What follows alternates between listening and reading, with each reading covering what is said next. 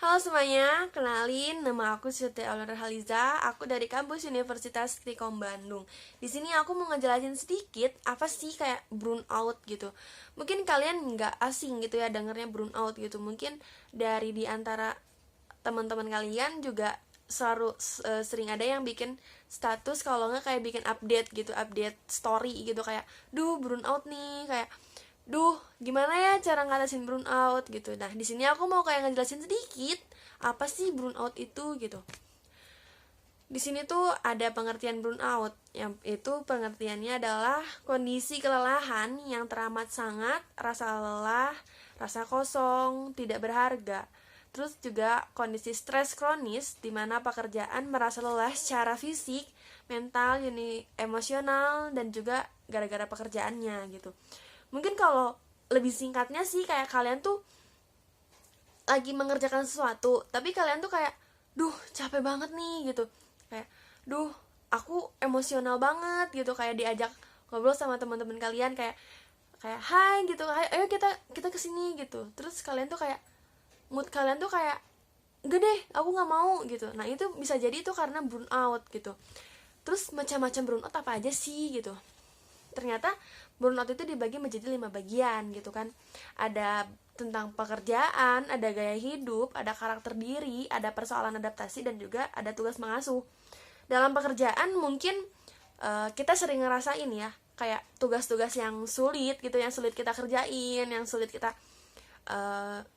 sulit kita kelola gitu. Terus kayak yang kedua ada kurangnya mendapatkan penghargaan. Mungkin kalian kayak udah kayak aku tuh udah berjuang loh, aku udah berusaha semaksimal mungkin gitu, aku mau ranking 1 dong, ternyata kalian udah capek ranking 1 tapi nggak dapat penghargaan. Nah mungkin itu bisa jadi akan ada halnya burnout gitu. Terus juga kayak ada tekanan atau target terlalu tinggi.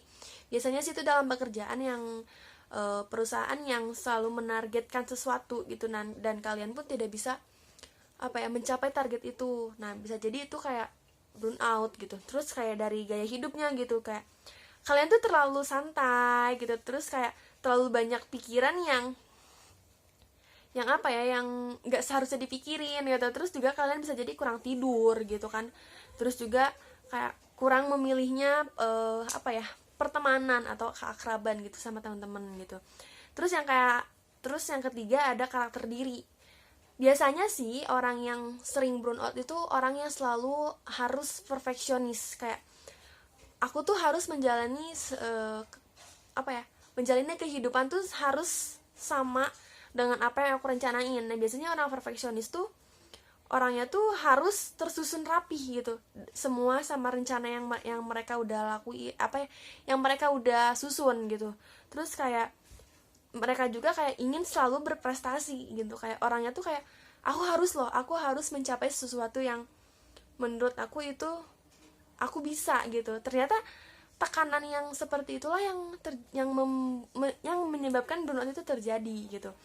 Terus juga ada tugas mengasuh. Biasanya sih kalian yang kayak punya adik, kalau keponakan gitu kan, pasti aja ada kayak orang-orang yang bilang titip ya, aku titip ya gitu, aku titip adik aku ya gitu. Mungkin kalian juga kayak harus banget kan, kayak harus banget ngejagain, harus banget diperhatiin gitu.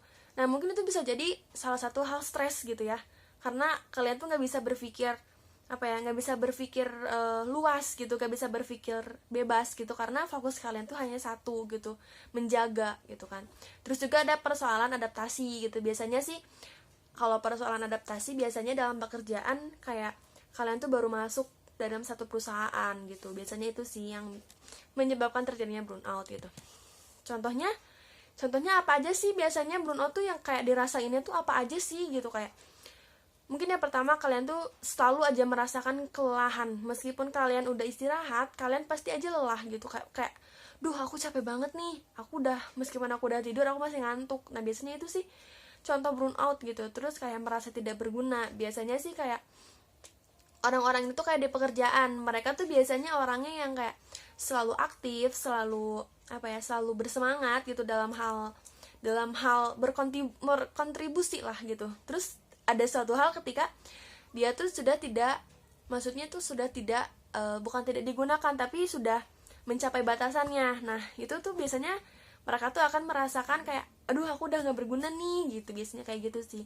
Terus yang ketiga ada depresi. Biasanya kan kalau depresi tuh apa ya, apa ya namanya tuh, dilakuin sama diri sendiri gitu, terlalu memikirkan hal-hal yang nggak penting gitu. Terus juga yang keempat, membenci pekerjaan. Biasanya sih gitu kayak orangnya tuh dia tuh nggak bisa jadi misalnya tuh kayak customer service gitu ya, tapi dia tuh harus menjadi customer service, sedangkan dia tuh tidak mempunyai komunikasi yang baik, tidak, terus juga dia orangnya kayak introvert, kayak terlalu memendam diri sendiri gitu, tanpa adanya berinteraksi dengan orang gitu. Terus contohnya juga ada sakit kepala. Nah itulah, sakit kepala tuh biasanya nggak hanya hal kayak pusing kehujanan atau pusing kayak karena kepentok, kejedot gitu atau kayak gimana deh, biasanya juga sakit kepala kan karena kayak terlalu berpikir yang berlebihan gitu. Terus kalau misalnya kayak gitu gimana sih cara ngatasinnya gitu? Di sini ada 4 cara ngatasin buat hilang dari burnout itu. Yaitu ada butuh relaksasi, yang kedua ada kembangkan hobi dan kreativitas, yang ketiga ada mencari tempat baru yang menenangkan, yang keempat ada evaluasi kembali prioritas gitu. Mungkin kayak berlatih relaksasi harus kayak ke yoga nih, kalau nggak kayak harus ke alam nih gitu, kalau nggak kayak harus mendengarkan apa gitu. Nah itu kalau relaksasi itu biasanya apa ya, orang-orang tuh punya halnya sendiri gitu buat kayak ngerelaksasiin tuh kayak gimana gitu. Terus kayak yang kedua ada kembangkan hobi dan kreativitas. Biasanya sih orang-orang yang kayak mendem kreativitasnya atau mendem hobinya, nah kalian tuh bisa kembangin lagi waktu kalian merasa burn out gitu. Kayak misalnya kayak hiking nih, hobi kalian tuh hiking, kayak yaudah ayo hiking gitu, ajak temen-temennya untuk hiking gitu. Itu salah satu mencegah apa ya, burn out gitu. Terus kayak mencari tempat baru yang menenangkan, karena mungkin burn out itu apa ya, berperang sama pikiran sendiri gitu. Kayak kalian tuh udah ngerasa capek banget gitu, kayak butuh ketenangan gitu. Mungkin kalian bisa kayak datangin tempat-tempat yang asri, yang hijau gitu, yang tenang banget gitu kalian tuh kalau datang ke sana gitu. Terus yang terakhir ada evaluasi kembali prioritas. Kalian tuh sebenarnya harus apa ya, mengevaluasi semua prioritas kalian gitu. Ada salah satu prioritas yang sebenarnya nggak harus jadi prioritas, itu bisa diubah, karena mengurangnya prioritas tuh bisa menghilangi burnout gitu. Nah dari sini kesimpulannya apa sih gitu? Dengan begitu kita kan dapat simpulin kalau burnout itu sering kita kali rasakan ya kan. Mungkin kalian kayak nggak sadar kayak, duh aku ternyata ini burnout gitu, aduh aku pusing nih. Dan kalian tuh nggak sadar kalau kalian tuh lagi ngalamin burnout gitu. Apalagi kalau kayak abis ujian gitu, kalian pasti kayak, duh burnout banget gitu, pusing banget gitu sama tugas-tugas ujian gitu. Bisa jadi itu karena ya itu barusan depresi, berpikir berlebihan gitu. Terus salah satu diantara yang harus dilakukan tuh kayak orang-orang tuh biasanya kayak ayo healing yuk. Mungkin kayak perpikiran tuh kayak healing tuh adalah penyembuhan gitu. Ternyata healing tuh adalah kayak mencari tempat tenang untuk mereka tuh meluapkan semua emosi, meluapkan semua kelelahan ke tempat tersebut gitu. Mungkin sekian dari saya.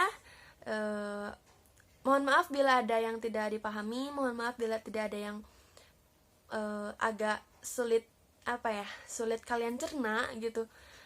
Siti Nurhaliza. Assalamualaikum warahmatullahi wabarakatuh.